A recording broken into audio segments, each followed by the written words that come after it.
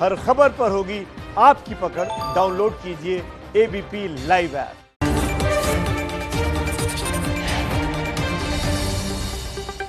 का वक्त हो चला है। सबसे पहले बात, जैसा अभी बताया, वैक्सीन की करनी है। कल हमने आपको क्या बताया था कि ब्रिटेन में अगले हफ्ते से वैक्सीनेशन शुरू होने जा रहा है। ब्रिटेन के इस ऐलान के बाद बहुत सारे देशों में जल्द से जल्द टीकाकरण की प्रक्रिया शुरू होने जा रही है। लेकिन सवाल यह है कि वैक्सीन की इस आहट पर भारत में कोई सुगबुगाहट है कि नहीं है। आज मेरे वरिष्ठ सहयोगी सुमित अवस्थी ने दिल्ली एम्स के निदेशक का एक एक्सक्लूसिव इंटरव्यू किया है। इस इंटरव्यू से बहुत से कठिन सवालों के कुछ आसान जवाब मिले हैं। वैक्सीन लगने की बहुत सी पेचीदगियों से पर्दा हटा है और बड़ी खबर यह है कि अगले ही महीने यानी जनवरी से भारत में भी टीकाकरण की प्रक्रिया शुरू हो सकती है। अगर सब कुछ ठीक रहा तो भारत के पास एक नहीं बल्कि तीन वैक्सीन मौजूद होंगी, जो फाइजर और मॉडर्ना जितनी ही कारगर साबित हो सकती है। उनके रखरखाव के लिए इन वैक्सीन जैसे झंझट भी नहीं है, यानी जितना -70 डिग्री तक जाने की बात है वो भी यहां पर नहीं है। मास्टर स्ट्रोक की कवर स्टोरी आज इसी पर आधारित है। गौर से देखिए हिंदुस्तान के वैक्सीनेशन प्लान को।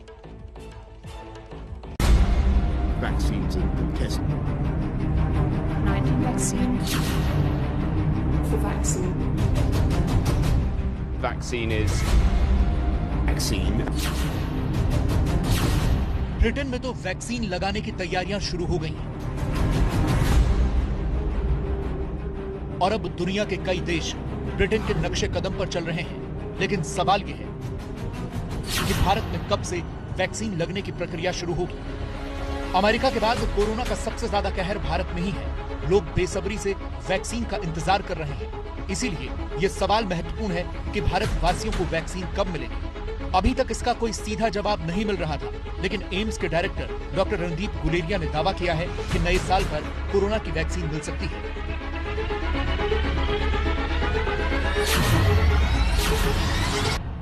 हमारे पास अब जो वैक्सीन जो एडवांस स्टेज में है वो एक सीरम इंस्टीट्यूट की वैक्सीन भी है और एक भारत बायोटेक की जो वैक्सीन है। मुझे ये उम्मीद है कि अगले साल की शुरुआत में हमारे पास एक नहीं 2-3 वैक्सीन उपलब्ध हो जानी चाहिए। जो रशियन वैक्सीन है स्पुतनिक, उसके ट्रायल भी चल रहे हैं, वो भी अगले तब तक खत्म हो जाएंगे और उसके भी इमरजेंसी यूज ऑथराइजेशन मिल सकता है। तो हमारे पास एक नहीं, उम्मीद यह है कि ज्यादा वैक्सीन अवेलेबल होंगी और वो फिर हम ज्यादा लोगों को डिस्ट्रीब्यूट कर पाएंगे। डॉक्टर गुलेरिया के दावे में दम इसलिए है क्योंकि भारत में 3 प्रमुख वैक्सीन के तीसरे चरण का ट्रायल चल रहा है। ऑक्सफोर्ड, भारत बायोटेक और स्पुतनिक के तीसरे चरण के नतीजे जल्द आ सकते हैं। अगर इन वैक्सीन का नतीजा ठीक रहा तो फिर सरकार उन्हें अप्रूवल दे सकती है। लेकिन सवाल तो ये भी है कि क्या सरकार ने टीकाकरण की तैयारियां कर ली हैं? जैसे ब्रिटेन ने पहले से वैक्सीन लगने की कैटेगरी तय की हुई है, अपने अस्पतालों को तैयार किया हुआ है। भारत सरकार की तैयारी क्या है? गवर्नमेंट ऑफ इंडिया ने पूरी एक हाई लेवल की कमेटीज और सब कमेटीज बनाई हैं, जिसमें टीका जब आ जाएगा तो उसकी पूरी प्लानिंग हो रही है कि टीके के साथ साथ उसकी कोल्ड चेन कैसे मेंटेन की जाएगी। हर जगह पे, हर स्टेट पे के साथ इंटरेक्शन करके जो टीके के साथ और चीजें चाहिए, चाहे वो सिरिंज हो चाहे नीडल हो, उसकी भी पूरी ऑर्डर्स दिए जा रहे हैं, जिसके साथ वो भी पूरे अवेलेबल हों। जिन्होंने टीका लगाना है, जो वैक्सीनेटर्स हैं, उनकी भी ट्रेनिंग की जाए जिससे वो टीका ठीक से लगा पाए। जैसे जैसे हमें टीका लगाने की अप्रूवल मिलेगी अथॉरिटी से, ये काम भी एकदम शुरू हो जाएगा और विद इन अ वीक टीका लगा पाएंगे। स्वास्थ्य मंत्री डॉक्टर हर्षवर्धन का कहना है कि जुलाई-अगस्त 2021 तक 20 से 25 करोड़ लोगों को वैक्सीन लग जाएगी। भारत में सबसे पहले वैक्सीन फ्रंटलाइन वर्कर्स यानी डॉक्टरों, नर्सों और मेडिकल सेवाओं से जुड़े लोगों को लगाई जाएगी। इसके बाद सेकेंड लाइन के कोरोना वॉरियर्स जैसे पुलिसकर्मी, सुरक्षाकर्मी और निगम कर्मचारियों को लगाई जाएगी और फिर बुजुर्गों का नंबर आएगा। सरकार लगातार ये कह रही है कि देश में सभी को टीका लगाने की जरूरत नहीं है, क्योंकि सरकार को लगता है कि 25 से 30 करोड़ लोगों को टीका लगने से संक्रमण की चेन टूट जाएगी। 0 से 18 साल के बच्चों को टीका नहीं लगना है। ऐसे बच्चों की संख्या 39% है। अगर वायरस का प्रसार नहीं हुआ तो फिर सबको टीका नहीं लगेगा।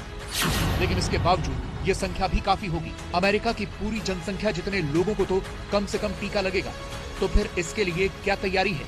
क्योंकि ये भारत का सबसे बड़ा टीकाकरण अभियान होगा। जैसे हम इलेक्शन करते हैं, पोलिंग बूथ बनाते हैं, स्कूलों में बनता है, या और जगह बनते हैं जहाँ पे लोग आके अपना इंजेक्शन लगा सकते हैं। कई इम्यूनाइजेशन के प्रोग्राम भारत ने किए हैं जो सक्सेसफुल रहे हैं। पल्स पोलियो जो हमने रिसेंटली किया है, सारे देश में एक कॉम्प्रिहेंसिव प्लान बन रहा है जिसमें सेंटर और स्टेट्स की कोऑपरेशन के साथ हर एक एरिया में जैसे इलेक्शन होता है उसी टाइप से टीका भी दिया जाएगा। लेकिन इन सब के अलावा भी वैक्सीन को लेकर बहुत से सवाल लोगों के दिमाग में हैं। जैसे सवाल है, वैक्सीन लगने के बाद शरीर कितने दिन तक इम्यून रहेगा? जवाब है, इस सवाल का कोई सटीक जवाब अभी तक वैज्ञानिकों को नहीं मिल पाया है। कुछ महीनों के बाद ये पता चलेगा कि वैक्सीन लगने के बाद शरीर कितने दिन तक इम्यून रहेगा। सवाल है कि वैक्सीन लगने के कितने दिन बाद शरीर में इम्यूनिटी बनने लगेगी? जवाब, ज्यादातर मामलों में वैक्सीन लगने के 1 से 2 हफ्ते के भीतर इम्यूनिटी बनने लगी। सवाल है, क्या वैक्सीन के कोई साइड इफेक्ट्स भी होंगे? बहुत कम लोगों को वैक्सीन लगाने के बाद शरीर और सिर में दर्द की शिकायत हुई है। और सवाल तो ये भी है कि क्या टीका लगने के बाद भी कोई संक्रमण फैला सकता है? ये है कि जो टीका हम देते हैं वैक्सीन, वो किस टाइप की इम्यूनिटी देता है। एक हम कहते हैं स्टरलाइजिंग इम्यूनिटी। उसका ये मतलब हुआ कि आपको वैक्सीन जब लगी तो आप में इतनी एंटीबॉडीज बनी कि आपको कोविड बिल्कुल हो ही नहीं सकता, और अगर आपको कोविड नहीं हो सकता तो आप और किसी को बीमारी नहीं फैला सकते। दूसरा ये है कि हम ये कहें कि आपको टीका लगा, कोविड से आपको प्रोटेक्शन मिली, पर जब अगर आपको कोविड हुआ तो आपको माइल्ड कोविड होगा, आपको सिवियर कोविड नहीं होगा, हॉस्पिटल जाने की जरूरत नहीं पड़ेगी, लेकिन आप अभी भी इन्फेक्शियस हो सकते हो और लोगों को थोड़ा इन्फेक्शन दे सकते हो। ये जो डेटा है ये अभी क्लियर नहीं है। ये काफी हद तक ये माना जा रहा है कि जो नई वैक्सीन आ रही हैं वो आपको इतनी इम्यूनिटी दे सकते हैं कि आपको टोटल प्रोटेक्शन मिल पाए। यानी इस बात पर अभी सवाल है कि वैक्सीन आने के बाद कोरोना वायरस पूरी तरह से खत्म हो जाएगा। बस उम्मीद है कि इसका फैलाव रुक जाएगा, और अगर ऐसा हुआ तो कोरोना के खिलाफ ये भी एक बड़ी जीत होगी। देखिए, हिंदुस्तान में कोरोना वैक्सीन के इंतजार के बीच आज हम आपको 7 समंदर पार उस वैक्सीन कंपनी के मैन्युफैक्चरिंग प्लांट की एक्सक्लूसिव तस्वीरें दिखाने जा रहे हैं जो ब्रिटेन में अपनी वैक्सीन सप्लाई करने जा रही है। ये फाइजर बायोएनटेक कंपनी की उस वैक्सीन की फैक्ट्री है जिसका टीका कुछ दिनों में ब्रिटेन के लोगों को लगने जा रहा है। इसके अलावा हमारी इस रिपोर्ट को देखने के बाद आज आपको ये भी पता चल जाएगा कि अमेरिका, इटली और रशिया जैसे देशों में वैक्सीन कितने दिन में पहुंच जाएगी।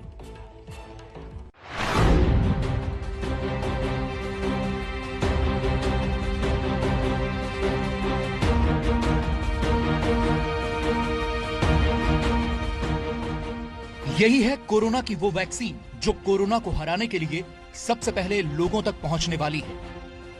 फाइजर और बायोएनटेक की इसी वैक्सीन को ब्रिटेन ने सबसे पहले अपने यहां मंजूरी दे दी है। अगले कुछ ही दिनों में ये वैक्सीन ब्रिटेन के लोगों के शरीर के भीतर होगी। आज हम आपको इसी कोरोना वैक्सीन के उस प्लांट में लेकर चलेंगे जहां ब्रिटेन पहुंचने वाली फाइजर कंपनी की ये वैक्सीन तैयार की जा रही है। बेल्जियम में फाइजर वैक्सीन वाले मैन्युफैक्चरिंग प्लांट की ये बाहर की तस्वीरें हैं। इस बिल्डिंग के अंदर देखिए, आपको शीशे वाली बंद खिड़की के भीतर कुछ लोग नजर आएंगे जो पीपीई किट पहनकर अंदर काम कर रहे हैं। यहाँ उसी वैक्सीन को लेकर काम चल रहा है जिसे ब्रिटेन में सप्लाई किया जाना है। बेल्जियम की फैक्ट्री में तैयार की जा रही है वैक्सीन। यूके ने वैक्सीन के 4 करोड़ डोज का ऑर्डर दिया है। हर इंसान को फाइजर बायोएनटेक वैक्सीन की 2 डोज दी जानी है, यानी 2 करोड़ लोगों का टीकाकरण हो पाएगा। जर्मनी में बायोएनटेक कंपनी की चीफ मेडिकल ऑफिसर का कहना है कि उन्होंने ब्रिटेन में वैक्सीन की डिलीवरी शुरू भी कर दी है। We have started immediately the process of delivering our vaccine. Britain में तो 1 हफ्ते के भीतर लोगों को कोरोना का टीका लगना शुरू भी हो जाएगा, लेकिन अमेरिका के लोगों के लिए फाइजर वाली कोरोना वैक्सीन अभी भी दूर है। अहम बात यह है कि इस वैक्सीन के लिए अमेरिकी कंपनी फाइजर ने फंड मुहैया कराया था, लेकिन वैक्सीन को पहले दूसरे देश में मंजूरी मिली। अब अमेरिका में जल्द से जल्द वैक्सीन लाने का दबाव है। राष्ट्रपति डोनाल्ड ट्रंप ने एफडीए से कहा है कि वैक्सीन के जल्द लॉन्च की कोशिश करें। We expect Arizona to receive doses of the COVID-19 vaccine in mid to late December. Yesterday, I visited with leaders of insurance companies across the state. We agreed that the vaccine should be free for anyone who needs it. America में vaccine बनाने और उसके वितरण के लिए इस वक्त operation warp चलाया जा रहा है। कोरोना वैक्सीन को लेकर जर्मनी में क्या तैयारी है वो देखिए। बर्लिन में वैक्सीन के 6 हब बनाए गए हैं, जहां से कोरोना वैक्सीन का वितरण किया जाएगा। इस वक्त आप जो बड़ा सा गोदाम देख रहे हैं वो इन्हीं 6 वैक्सीन हब में से एक है। रूस की बात करें तो वहां भी अगले हफ्ते से कोरोना की वैक्सीन के टीके लगना शुरू हो सकते हैं। रूस के राष्ट्रपति व्लादिमीर पुतिन ने अपने अधिकारियों से कहा है कि अगले हफ्ते से टीकाकरण शुरू किया जाए। रूस ने स्पुतनिक वी नाम की वैक्सीन तैयार की है। कंपनी का दावा है कि यह वैक्सीन कोरोना से लड़ने में 92% तक कारगर है। अगले कुछ दिनों में रूस इस वैक्सीन की 20 लाख खुराक बना लेगा।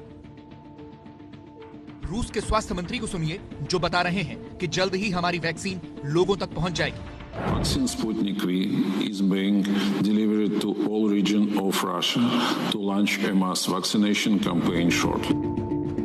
इटली भी अगले महीने यानी 2021 की जनवरी से अपने यहां वैक्सीनेशन शुरू कर देगा।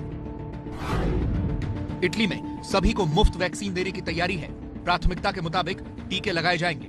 स्वास्थ्यकर्मी और बुजुर्गों को प्राथमिकता दी जाएगी। इस बीच WHO यानी विश्व स्वास्थ्य संगठन ने जो कुछ कहा है उस पर हमें गौर जरूर करना चाहिए। WHO ने कहा है कि अगले 3 से 6 महीने में हम इतनी वैक्सीन नहीं बना पाएंगे कि पूरी दुनिया में सबको टीके लग जाएं। इसलिए कोरोना का खतरा अभी बना रहेगा। कोरोना को नियंत्रित करने के लिए हमें अभी उपाय जारी रखने होंगे। सोशल डिस्टेंसिंग के साथ साथ मास्क लगाते रहना होगा। कुल मिलाकर यह समझिए कि दुनिया के तमाम देशों में वैक्सीनेशन शुरू होने वाला है, लेकिन वैक्सीन आने तक और उसके बाद भी हमें सावधान रहना होगा। देखिए, एक तरफ WHO यानी विश्व स्वास्थ्य संगठन ये नसीहत दे रहा है कि वैक्सीन आने के बाद भी कोरोना को लेकर लापरवाही नहीं बरतनी है। दूसरी तरफ इंटरपोल एक नए खतरे का अंदेशा जाहिर कर रहा है। इंटरपोल यानी दुनिया के सबसे बड़े अंतर्राष्ट्रीय पुलिस संगठन, उसकी तरफ से अपने सदस्य देशों को यह वार्निंग दी गई है कि कोरोना वाली वैक्सीन पर इंटरनेशनल माफिया की नजर है। ये माफिया कोरोना की वैक्सीन को चुराने की भी कोशिश में है और नकली कोरोना वैक्सीन भी मार्केट में उतारने की साजिश कर रहा है ये माफिया।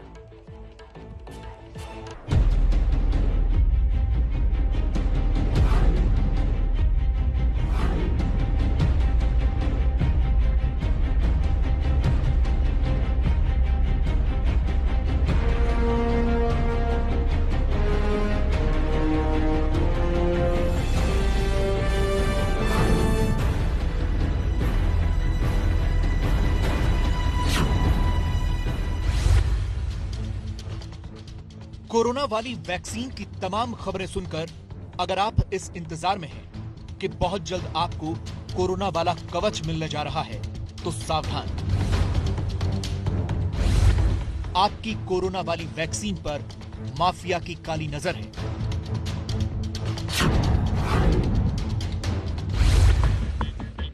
इस रिपोर्ट को आज बेहद गंभीरता से देखिएगा, क्योंकि कुछ बेहद शातिर किस्म के लोग आप तक नकली वैक्सीन पहुंचाने की कोशिश में जुट गए हैं। जिस वैक्सीन माफिया की हम बात कर रहे हैं वो इस काम के लिए एक संगठित नेटवर्क के जरिए इस हरकत को अंजाम देने में जुटा है। इंटरपोल ने दुनिया के 194 देशों के लिए नोटिस जारी किया है। इस नोटिस के मुताबिक माफिया गिरोह कोरोना वैक्सीन को चुराने की कोशिश कर सकते हैं। इतना ही नहीं, इन संगठनों की कोशिश नकली कोरोना वैक्सीन को बेचने की भी है। अब आप खुद सोचिए कि एक तरफ तो आप वैक्सीन के लिए अपनी और अपने परिवार की जिंदगी को महफूज रखने की तैयारी कर रहे हैं, लेकिन अगर आपके हाथ नकली वैक्सीन लग गई तो क्या होगा? वो चाहे भारत हो या कोई और देश, वैक्सीन को आम जनता तक पहुंचाने के लिए ट्रांसपोर्टेशन का एक बड़ा नेटवर्क तैयार किया जा रहा है। दुनिया के कई देशों में वैक्सीन को एक जगह से दूसरी जगह ले जाने के लिए ट्रांसपोर्टेशन के विशेष इंतजाम किए जा रहे हैं। ये बेल्जियम के स्विसपोर्ट फार्मा सेंटर के बाहर की तस्वीरें हैं। यहां कोरोना वैक्सीन के ट्रांसपोर्टेशन के लिए कार्गो ट्रक पहुंचा है, जिसे विशेष तौर पर इसी काम के लिए डिजाइन किया गया है। इस ट्रक के अंदर वैक्सीन वाले कई बड़े बॉक्स को रखा जा सकता है, लेकिन बहुत मुमकिन है कि तमाम सुरक्षा के बावजूद ऐसे ट्रक को माफिया किस्म के लोग निशाना बना लें और उसमें रखी वैक्सीन की वो खेप चुरा लें, ताकि वो उसे ब्लैक मार्केट में उतार सकें। आशंका जताई जा रही है कि वैक्सीन वाले माफिया इसी सप्लाई नेटवर्क को तोड़कर वैक्सीन हथियाने की कोशिश में लगे हैं। इंटरपोल ने अपनी चेतावनी में कहा है कि कुछ अंतर्राष्ट्रीय संगठित गिरोह इस फिराक में जुटे हुए हैं कि वो किसी तरह से वैक्सीन की सप्लाई चेन में सेंध लगा लें और फिर उसे चुराकर ब्लैक मार्केट में बेचने की कोशिश करें। इसीलिए इंटरपोल की ओर से पुलिस को ये निर्देश दिए गए हैं कि वो सप्लाई चेन की सुरक्षा के लिए ठोस इंतजाम करें। इंटरपोल को यह खुफिया सूचना तब मिली जब यूके ने फाइजर बायोएनटेक की कोरोना वैक्सीन को मंजूरी दे दी। ब्रिटेन में अगले हफ्ते से कोरोना वैक्सीन का टीका लगने की उम्मीद है। People in this country are going to be the first ones in the Western world to get that Pfizer, or in the world to get that Pfizer vaccine. खतरा इसलिए भी ज्यादा है क्योंकि वैक्सीन को जल्द से जल्द हासिल करने के लिए लोग इंटरनेट पर उसे तलाशने की कोशिश कर रहे हैं और वैक्सीन वाले माफिया की कोशिश ऐसे लोगों को फंसाने की होगी। इंटरपोल की चेतावनी में कहा गया है कि कोरोना की नकली वैक्सीन बनाने की कोशिश हो रही है। फर्जी वेबसाइट के जरिए वैक्सीन का प्रचार किया जा सकता है। इन वेबसाइट के जरिए लोगों को फंसाया जा सकता है और संगठित गिरोह के इस काम में जुटे होने की खबर है। कोरोना वैक्सीन को लेकर बेहद सावधान रहने की जरूरत है।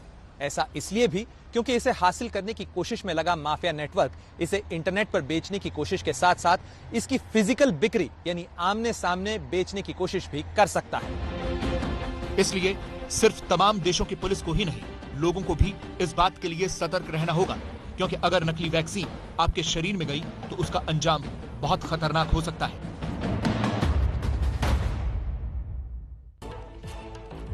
तो वैक्सीन की हर एक डिटेल सुई सुई भर की भी आप तक पहुंचाते रहेंगे। अभी आगे बढ़ना है, मास्टर स्ट्रोक में बात उन किसानों की करना है जिन्होंने पिछले 8 दिनों से दिल्ली की घेराबंदी करी हुई है। केंद्र के नए कृषि कानून के खिलाफ आंदोलन ये लोग कर रहे हैं। इन किसानों को मनाने और समझाने के लिए आज सरकार ने उनके साथ चौथे दौर की बातचीत की है। करीब 7.5 घंटे की बैठक, उसके बाद कृषि मंत्री नरेंद्र सिंह पिछले 8 दिनों से दिल्ली की घेराबंदी करी हुई है। केंद्र के नए कृषि कानून के खिलाफ आंदोलन ये लोग कर रहे हैं। इन किसानों को मनाने और समझाने के लिए आज सरकार ने उनके साथ चौथे दौर की बातचीत की है। करीब 7.5 घंटे की बैठक, उसके बाद कृषि मंत्री नरेंद्र सिंह तोमर ने दावा किया कि बातचीत सकारात्मक रही है। सरकार ने किसानों को भरोसा दिया है कि एपीएमसी और एमएसपी, जिसे लेकर लगातार विरोध हो रहा है किसानों की तरफ से, ये किसी भी कीमत पर खत्म नहीं होगा। एपीएमसी और निजी मंडियों में सामान को समान कर रखने पर विचार किया जा रहा है, उस पर होगा, ये भी कृषि मंत्री की तरफ से कहा गया है।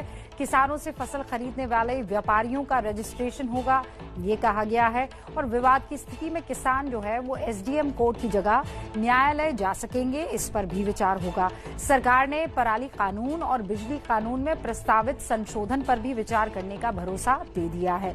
किसानों के साथ अगली बैठक अब 5 दिसंबर को होगी। वक्त दोपहर 2 बजे का है। किसानों का ये कहना है कि वो सरकार के प्रस्तावों से सहमत तो नहीं है, आंदोलन को जारी रखेंगे। हालांकि सरकार ने एक बार फिर से किसानों से आंदोलन बंद करने की अपील की है। आंदोलन के मामले में अभी कोई बात उन्होंने नहीं की है, लेकिन मैं आपके माध्यम से किसान नेताओं से भी, किसानों से भी अनुरोध करना चाहता हूं कि सर जी का सीधन है, सरकार बातचीत कर ही रही है और लगातार सरकार वार्ता में है, तो निश्चित रूप से वार्ता में जो मुद्दे आएंगे वो समाधान तक पहुंचेंगे। इसलिए आंदोलन समाप्त करें तो उनके लिए भी अच्छा है और आंदोलन के कारण दिल्ली के निवासियों को भी जो तकलीफ हो रही है उससे दिल्ली के नागरिकों को निजात मिलेगी। आंदोलन वापसी का कहाँ सवाल आ गया? आंदोलन तो बढ़ेगा, बढ़ेगा आंदोलन। अगर आप लोग अड़े हुए हैं कि अजी जब एक बात तो बताओ, जब परसों ही तो होगी ना, 5 तारीख में होगी फाइनल, तो आंदोलन की बात तो जब यहाँ पे मीटिंग हो जाएगी उसके बाद में होगी आंदोलन। आंदोलन तो बीच में ही नहीं अभी। हमने उनको कह दिया कि हम इसको लिए कोई अमेंडमेंट के लिए हम बिल्कुल नहीं मानेंगे, हम इसको पूरी तरह रद्द है जो करवाना है तभी हम आप उसको मानेंगे, नहीं बिल्कुल नहीं मानेंगे। और बिजली अमेंडमेंट जो बिल आने वाला है उस पर हम सरकार चर्चा करने के लिए तैयार हो गई है और एमएसपी पर भी सरकार चर्चा करने के लिए तैयार हो गई है। और जो जो पराली वाला कानून था उस पर भी विचार करने के लिए सरकार तैयार होगी। किसानों का कहना है कि उनका आंदोलन जारी रहेगा। आपने सुन लिया। ऐसे में सबसे बड़ा सवाल तो यही है कि इस आंदोलन की वजह से दिल्ली वालों को हो रही परेशानियों का अंत कब होगा। आज सरकार के साथ बैठक के दौरान किसान नेताओं ने सरकार की तरफ से खाने और चाय का जो इंतजाम किया गया था उसे लेने से इनकार कर दिया। नतीजा ये हुआ कि लंच के दौरान किसान नेताओं के लिए लंगर से खाना मंगवाया गया, ड्रम भर के चाय मंगवाई गई। यानी आंदोलन करने वाले किसानों के लिए सारे इंतजाम हैं। लेकिन सवाल है कि दिल्ली के लोगों की जरूरतों को कौन ध्यान में रखेगा। किसान आंदोलन के कारण बॉर्डर बंद है। दिल्ली में सब्जियों और फलों की सप्लाई पर इसका खासा असर पड़ रहा है। सड़कों पर लंबा लंबा जाम लग रहा है। इस सब के लिए जिम्मेदार कौन है, इसका जवाब तो खोजना होगा।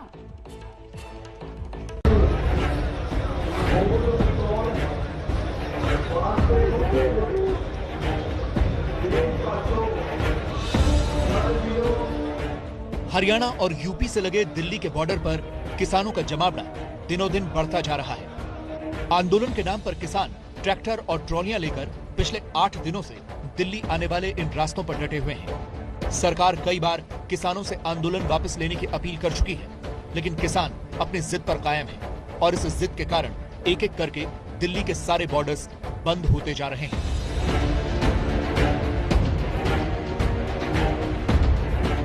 इस वक्त हम NH-24 पर मौजूद हैं। वो NH-24 जो अभी तक खुला हुआ था और दिल्ली में प्रवेश करने का प्रमुख रास्ता था, अब उसको भी किसानों ने यहां पर बंद कर दिया है। यूपी गेट के ऊपर का ये हिस्सा है NH-24 का, जहां पर आप देख सकते हैं कि बड़ी संख्या में जो किसान हैं वो फिलहाल NH-24 पर काबिज हो गए हैं और दिल्ली में दाखिल होने का जो सबसे प्रमुख रास्ता अभी तक था उस रास्ते पर भी अब किसान पहुंच चुके हैं और किसानों ने इस नेशनल हाईवे 24 को पूरे तरीके से बंद कर दिया है। बॉर्डर बंद होने का सबसे ज्यादा असर उन लोगों पर पड़ रहा है जिन्हें नौकरी या अपने कारोबार की वजह से रोज दिल्ली आना जाना पड़ता है। सड़क पर रेंगती इन गाड़ियों को देखिए। ये तस्वीर नोएडा की है। बॉर्डर पर किसानों के प्रदर्शन के कारण कई रास्ते बंद हुए तो यहाँ लंबा जाम लग गया। इस जाम में लोग घंटों फंसे रहे। सारे रास्ते टोटल बंद हैं। मैं 2 घंटे से परेशान हो रहा हूँ। चारों तरफ के रास्ते, इधर हमसे बोले कि आप इधर चले जाओ अशोक विहार की तरफ से। अशोक विहार की तरफ से गया, वहाँ से भी सारे रास्ते बंद हैं। इसी तरह हरियाणा से लगने वाले दिल्ली बॉर्डर पर भी रोज सुबह शाम जाम लग रहा है। आम लोगों के साथ साथ जरूरी सेवाओं पर भी किसान आंदोलन का असर पड़ रहा है। जैसे जाम में फंसी ये एम्बुलेंस। एक तरफ सड़कों पर एम्बुलेंस का चलना भी मुश्किल हो गया है और दूसरी तरफ किसान हाईवे पर लंगर कर रहे हैं।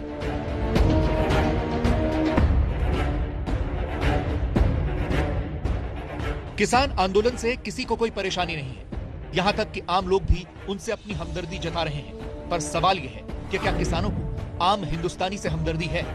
आखिर क्यों किसान आम आदमी का रास्ता रोक रहे हैं? क्यों दिल्ली में दूध सब्जियों की सप्लाई रोकी जा रही है? क्या आम आदमी इन्हीं परेशानियों के लिए टैक्स भरता है? किसान की लड़ाई सरकार से है तो फिर आम आदमी उसका खामियाजा क्यों भुगत रहा है? किसानों का कहना है कि वो पूरी तैयारी से दिल्ली आए हैं। उनके पास 6 महीने तक का राशन है।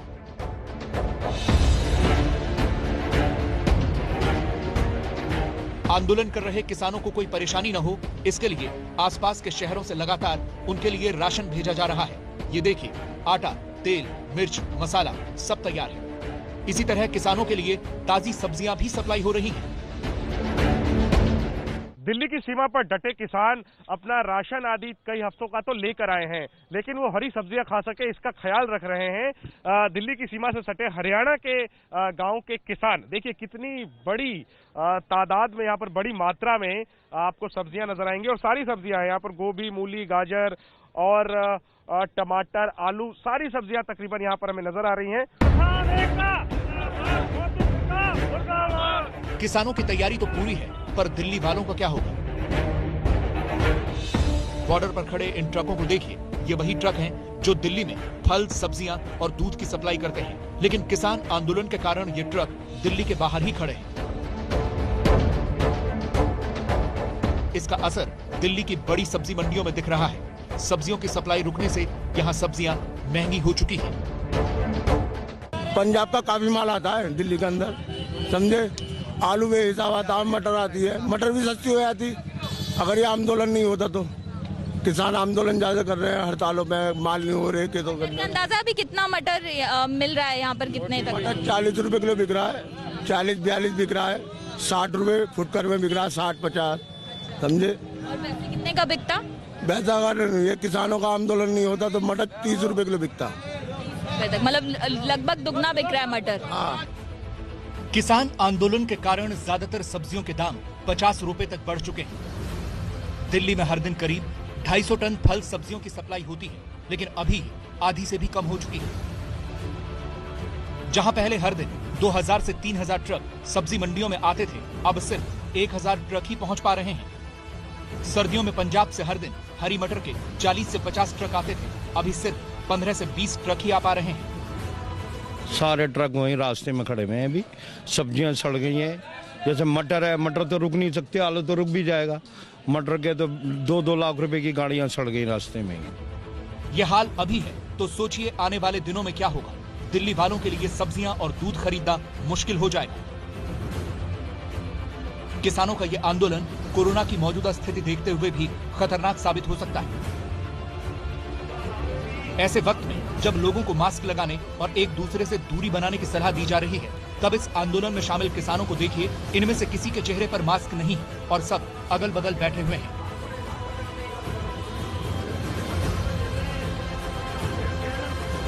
ये देखिए, न किसानों के लिए खाना बनाने वालों ने मास्क पहना है, न बांटने वालों ने और न खुद किसानों ने। मतलब यहाँ अगर किसी को भी कोरोना हुआ तो वो सुपर स्प्रेडर बनकर न जाने कितने लोगों को शिकार बनाएगा। जब भी ऐसा क्राउड इकट्ठे होते हैं जहां पे लोग फिजिकल डिस्टेंसिंग नहीं रखते हैं, मास्क नहीं लगाते हैं, तो ये एक मौका वायरस को मिलता है कि वो एकदम फैल जाए। और ऐसे इवेंट्स जो हैं वो सुपर स्प्रेडिंग इवेंट्स भी बन सकते हैं कि एक व्यक्ति है जो बहुत ही ज्यादा इन्फेक्शन फैला सकता है, वो ऐसे क्राउड में हो तो वो 20-30-100 से ज्यादा लोगों को एकदम इन्फेक्शन दे सकता है और वो फिर वो मल्टीप्लाइंग इफेक्ट होने के कारण एकदम केसेस उस एरिया में बढ़ जाते हैं। इसीलिए किसानों को यह समझना होगा कि वो आंदोलन इस तरह से करें जिससे वो किसी के लिए परेशानी का कारण न बने। साथ ही उन्हें देश के उन बड़े एक्सपर्ट्स को भी सुनना चाहिए जो बार बार ये कह रहे हैं कि केंद्र सरकार के नए कृषि कानूनों से किसानों को कोई नुकसान नहीं होगा। कानून लाए गए हैं, मेरे हिसाब से जो मैंने 40 साल में सीखा है, और मैं तो फार्मर के ही ऊपर काम किया है कि किस तरह से उसकी स्थिति सुधारी जाए, वो उसके हित में है।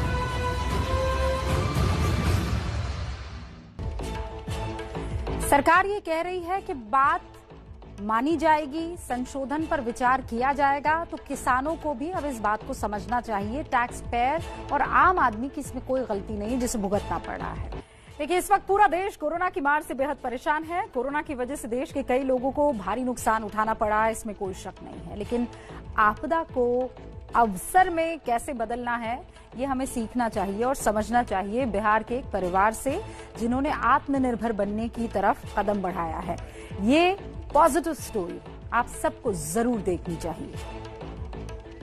संकट के समय में लोकल ने ही हमारी डिमांड पूरी की है, हमें इस लोकल ने ही बचाया है। और अब इसी लोकल की बदौलत देश आत्मनिर्भर बनने लगा है। ये हैं इसकी जीती जागती वो तस्वीरें जिसने लॉकडाउन में एक परिवार को आत्मनिर्भर बना दिया। बिहार के गया के डेल्हा मोहल्ला में बना ये 3 मंजिला मकान खेत के तौर पर इस्तेमाल किया जा रहा है। इस मकान के ज्यादातर खाली कमरों में इसी तरह मशरूम के बैग रखे हैं जिनमें नमी बनाकर मशरूम उगाए जा रहे हैं, जो कोरोना संकट काल में इस परिवार के लिए फायदे का सौदा साबित हो रहा है। घर में हमारा जहाँ जहाँ अभी खाली जगह मिला है वहाँ पे हम लगाए हुए हैं। दरअसल 3 मंजिला इस मकान के जिन खाली कमरों में आज मशरूम की खेती हो रही है, लॉकडाउन से पहले वो कमरे किराएदारों से फुल थे। एक कमरे का किराया 2000 रुपए था, लेकिन लॉकडाउन लगने के बाद आर्थिक तंगी की वजह से कमरे खाली हो गए और इस परिवार पर आर्थिक संकट का खतरा पैदा हो गया। लेकिन ऐसे में भी परिवार ने हार नहीं मानी और किसी से कर्जा लेने या कहीं और नौकरी के बारे में सोचने के बजाय इस परिवार ने आपदा को अवसर में कैसे बदला। परिवार के बेटे ने समर्थ नाम की संस्था से मुलाकात की और घर में ही मशरूम की खेती करना शुरू कर दी। नतीजा, जो परिवार 1 महीने का 2000 रुपए कमाता था, वो अब हर महीने 30,000 रुपए कमा रहा है। यानी एक कमरे से सालाना आमदनी 24,000 रुपए से बढ़कर 3.5 लाख रुपए की हो गई है। हमें उम्मीद है कि 25-30 हजार के जगह हमको 50-60 हजार का फायदा होने वाला है। कोरोना काल में समर्थ संस्था की इस पहल से कई परिवारों को फिर से जीने की राह मिली है। कुछ लोग हमारे पास आए, हम लोगों ने उनको मशरूम बैग देने का काम कर रहे हैं, उनको ट्रेनिंग दे रहे हैं और जो होगा प्रोड्यूस उसको हम खरीदेंगे। गया के इस परिवार की एक कोशिश ने उन्हें लोकल फॉर वोकल के ब्रांड एम्बेसडर जैसा बना दिया है और अब पुष्पा का परिवार चाहता है कि और भी लोग इसी तरह आपदा को अवसर में बदलें। सेना प्रमुख जनरल MS नरवणे जल्दी ही सऊदी अरब और UAE के दौरे पर जा सकते हैं। देखिए, किसी भी भारतीय सेना प्रमुख का पहला दौरा होगा खाड़ी के मुल्क में। रणनीतिक तौर पर भारतीय सेनाध्यक्ष की खाड़ी मुल्कों की अगली सप्ताह प्रस्तावित यात्रा बेहद अहम होगी।